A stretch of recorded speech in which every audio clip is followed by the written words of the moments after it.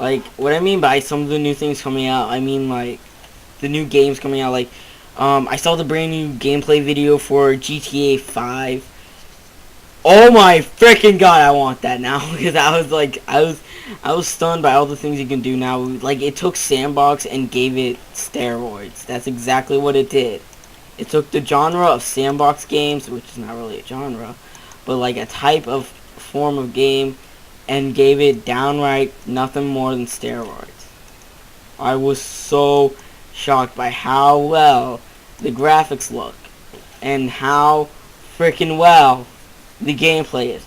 I especially like the feature of how, like, if you're in or if you're not in a game or in a mission, that if you're not in a mission, you can like switch between the three main characters, and see what they are doing throughout their life. I thought that was like the coolest thing at that moment in GTA. It's really cool that they have all three characters, but I was just really shocked by that. Not only that, but I was talking to my brother about it, which this was like the first ever conversation me and my brother had where we were like really into like one specific game, because he said that did you notice Saints Row is not having the launch party, only GTA 5? And I was like, yeah, I kind of expected that because Rockstar has way more money.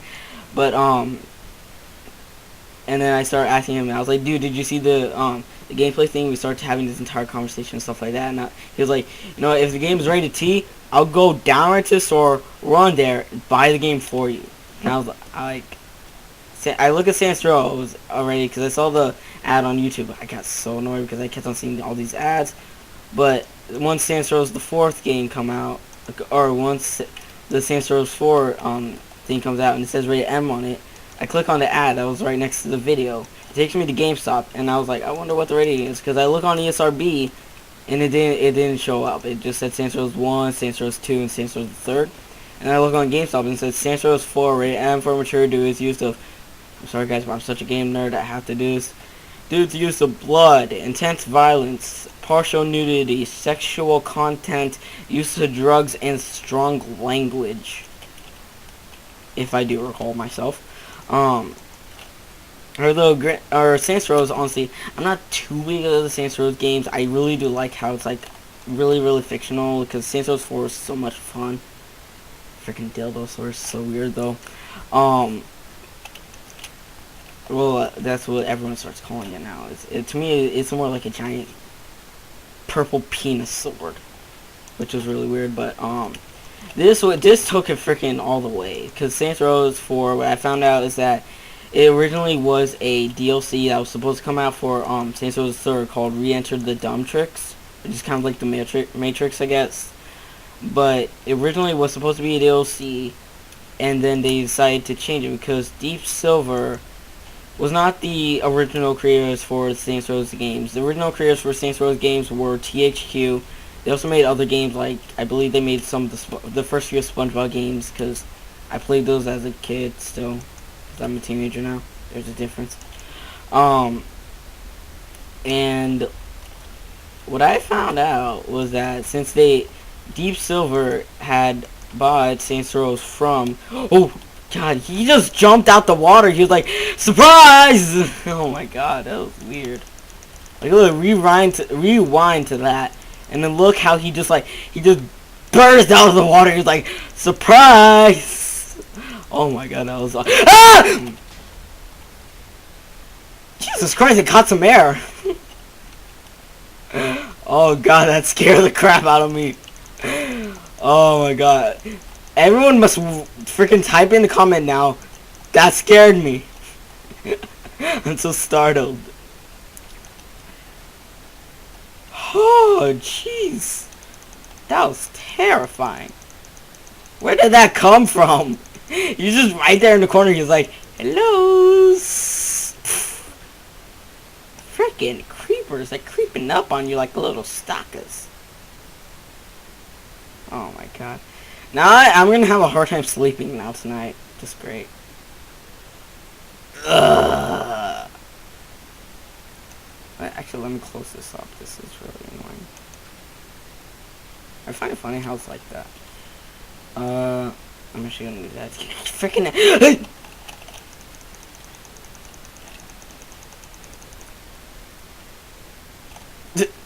I like how I was all like, I sounded like one of those Chinese karate guys, where he goes like, "Hey!"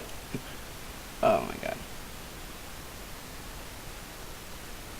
All right, just mining and signing and going around like a lipstick. I can mine my coal with no pick. Actually, that doesn't work right. Damn. Sophie, what are you chewing on yourself still? My dog is a freaking cannibal. He's cannibal. Cannibal, a cannibal. He likes to eat himself, but not other dogs, because that's just sick. Yeah. Okay. A daytime. Yeah. Let the sun and the sun, let the sunshine go up, because I can't get out. I hope I don't get like one of those little weird voice crack things when, like I used to do with my other old mic, where it would be like the voice thing would get messed up and everything. I hope that doesn't happen. You know what Mojang really needs to do? They should really make like some kind of like item where you can store your XP in, so that if you die, you don't lose any. You can just put it back when you're gonna enchant something. That would be really smart. Like, no joke.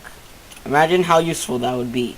It's like you die and you're like 30 XP and you're about to go enchant a boat, so it'll be like infinity and flame and something like that. And then it's like you die immediately and you lose all the XP. Mojang really needs to up their game sometimes. Like, look, adding in the horses and everything like that was cool, but what people really want now is have the Aether just literally put into Minecraft, no joke. Oh my god. Speaking of Minecraft still, I guess, a long time ago, my friend Dragon, otherwise known as Tyler, he told me, or he posted on Skype and said that Minecon may either be in New York or in Florida, here in Florida. And when I heard that, I freaked out. I was just like, I just literally I was about to drop dead and die. I was so happy when I heard that. I was like, I swear, it's probably, I hope it's gonna be here in Florida, because there's more people here in Florida than in New York. It's a larger state. But another thing is that either way, I could possibly like be able to go either way, because the reason why is because one, I live here in Florida, so that's pretty much simple to understand. Two, well, I have a lot of family that lives in New York. I have most of my aunts that live in New York. I have one of my aunts and my cousins live in New Jersey, so I could just like go to New Jersey and just drive all the way to New York. I've done it before. That was when I went to go see the Statue of Liberty for the first time, which was really cool. Rhode Island was cool too, but you know, it wasn't as cool as going into the Statue of Liberty. Yet still weird standing at the pedestal, watching that thing like lean towards you, about to fall on you, going like 2012 stuff right here. Did I just say hair? Fail. But yeah, either way, it still was pretty cool. But one thing I would really love is that if I could go for all 3 days, because I went to my brother Jeffrey, who I go to everywhere with. Me and my brother Jeffrey, at one point, we would practically hate each other. We never talked to each other. We would always beat each other up. We would always be jerks to each other. Never acted like brothers or anything like that. And then one day, when I was failing class and he was in college, he decided to be a good brother, help me out, and freaking, that's where it all changed, right there. Then he started taking me everywhere around. He'd take me to movies. He would take me to conventions. That's the reason why I always get to go to MedCon, and I got to do that one video. And he went with me to go get my iPod for the first time, which was really cool. And he's always been like that big brother that you always wanted. This is how I recall it. If you guys ever saw all the Direwolf Kid movies, Greg and Roderick, that's exactly how I was. I was always the little runt, always the weak one, We didn't really have too much challenge, always getting picked on in school, always been a loser, always playing video games and everything like that, and he was the one who was a bit stronger, always messed with you, and always had the talent before you, because my brother knew how to play bass and guitar before I did, or, well, knew how to play guitar before I did, and he was actually in a band, and we would, like I said, we would always be meeting each other, never really cared too much. And then in the second movie, I'm sorry guys if I'm giving spoilers, but in the second movie, Roderick and Greg, due to their mom, they had to like spend some time with each other, and do that they became like really good friends, as in like brothers friends. They became like best brothers and such like that, and they started like doing things with each other. They started hanging out with each other, having like this kind of guys' night type deal, and you know, stuff like that.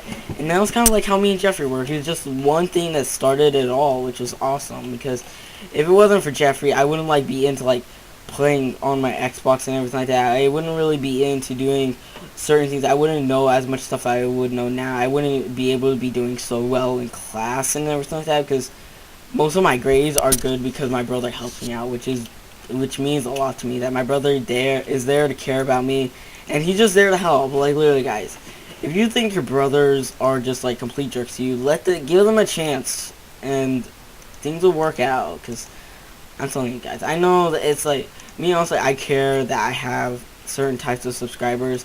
I still think I feel kind of pathetic, even though I don't have too much. But I don't think of myself as someone who wants to be big and famous and everything. I think it'd still be cool to be a bit more known and everything like that. But either way, I really don't care how many subscribers I will ever get. I don't care how many people watch my videos in 50 years from now. As long as I know I have people who care about me, people who are there next to my side and everything like that. I have my friends, I have my family, I have all these people. As long as I have them, I know that I can get through my life like no tomorrow.